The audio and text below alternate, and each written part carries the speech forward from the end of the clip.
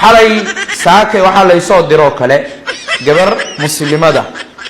oo dhaysa nin baa gurigayga ugu yimiday oo ii qaawiyay hadduu sharci jiro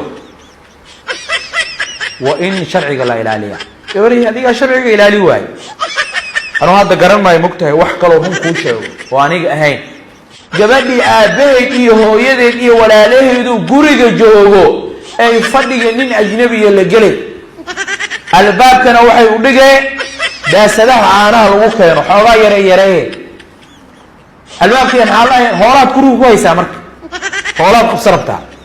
haddaadan hool qabsan rabinne anshaxumo kaloo gogasha ka horaysaa jirta taasaa samayn rabtaa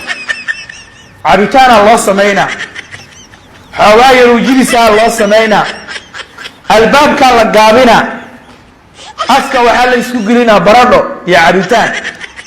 war ninaa diintiisa ilaasho waayey sidee iskugu aamintay qaarkood markay gabdhaha la kulmaan cabitaanka loo diyaariyey daadiyaan si gabadhu ay u aado kushiinka intay ku maqan tahay kaydu wuxuu ugu daraa cabitaan xalay dad gabdho badanaa ila soo xiriiro ii sheegay laba koob bay gabadhii soo diyaarinee kiisiyuu daadinayaa sidii gabadhu istiraashadii ama isbuunyadii ay ugu jiriso kushiinka intay ku maqan tahay wuxuu ugu darayaa cabitaankeedii wuxuu ugu darayaa kaniini